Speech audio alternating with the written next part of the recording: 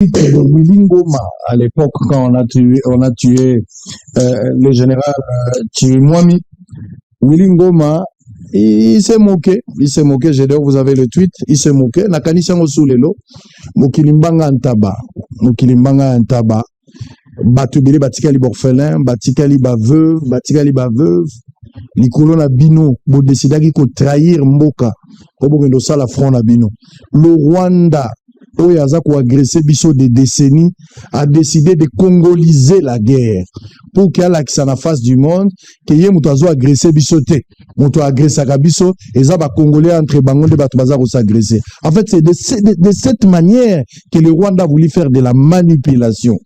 Voilà pourquoi Patrick Mouya, porte-parole du gouvernement, est reçu sur Bosolo Télévision, la plateau à Lobaki clair.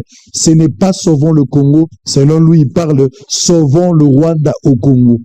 On a cherché à congoliser la guerre pour qu'on ait confiance. De la même manière, on a RR Musée. Mesdames et messieurs, bitumbo tozanango ezali Rwanda nde aza kobundisa biso kola ata bakamati mama oyo abotiyo mama na oyo abotiyo akomi na AFC M23 yeba na mutu na ezaka Rwanda nde azobundisa biso Congolais azobunda te mpo na mboka na ye eza manipulation ya Rwanda ata pasteur na yo même mobali na yo na ndako même yo moko mwasi na iso kokomi place ozali yeba ke ezali Rwanda nde aza kobundisa biso te yango na bana mikie na ndako yebisa bango nous sommes agressés par le Rwanda ba pasteur bolo bango na ba église le karma existe nazo yebisa nanga nyama makasi bazwake na sima bana na ye tango moni bana bakomi kokende yo moko milengela paluku akendaki lelo Ngoma kei tala pembeni tala mai tala fufu tala simazonga moto bozala mboka kaka moko nazo mituna boko vivre ndenge nini attends comme président quand tu auras 100 ans tu vas mourir tu vas aller où passeras-tu ton éternité tala lokola Ngoma otiki nyonso ndenge paluku atikaki otiki nyonso ba guerre ezolia bana na bango moko babandi kolia bana na bango la guerre mange ses propres enfants. Et là la situation dans laquelle oza lelo tu es parti lelo siko kosambisama mais avant kende bato nyonso bobaki bazokutana na nzela bakor ezali ebele deux ezali na Rwanda bakufi ebele bazoka sonya koloba bakobibisa 8-9 te bakor eza ebele pe baza blessé frappe betami même soki ezalaki FRDC mutu abetaki te ekoma FRDC ye mutu abeti bango et soki abetaki bravo a continue il y a un ciel à gagner il y a un enfer à éviter. Willy Ngoma tu es parti yo salaka tweet moko awa tango babomi Chirimwani le général paix à son âme.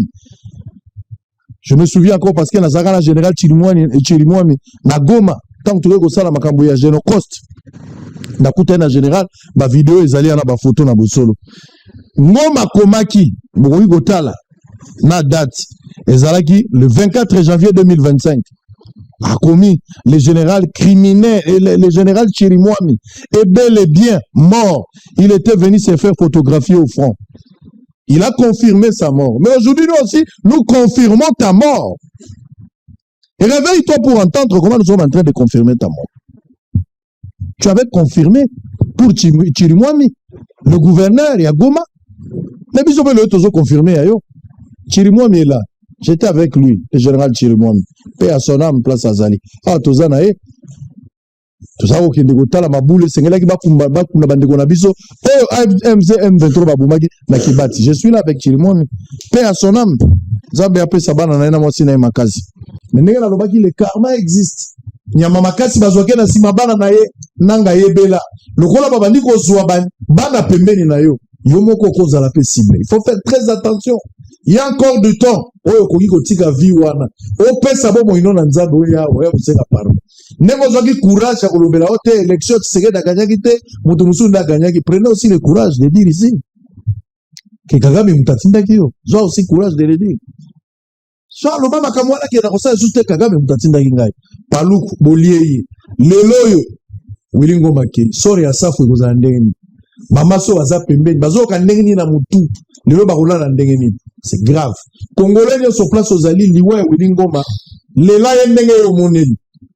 eza na ba coutume bato balelaka bazolia bazobina eza ba coutume bato mosusu bazelaka moto akufi boye mais bato bazolala mabele bato mosusu bazobina moto mosusu azwi mwasi moto azwi masana eleleli ekeseni yo kolela ye ndenge nini eleleli na yo lakisa biso totala ce qu'il faut retenir Willy Ngoma est mort moto na motu alela Willy Ngoma na ndenge na ye mutu na mutu alela Willy Ngoma na ndenge na ye ndenge tozo bakona Rubaya. Je vous ai montré les images de toza na Rubaya bazo sala fête ndenge bazalia wapona Willy Ngoma ndenge ya kufi na bato nyonso bazalaki na bango ebele ba kufi na ba bazuma sasa na Rubaya fête ezali bango wana ba jeune bako sepela tete ya ngombe ya mobima baboma po bato balia wana eza elele na bango mutu na mutu siki azali Willy Ngoma ezali baoyo bakendaki bandibi kozwa manduki contre mboka na biso.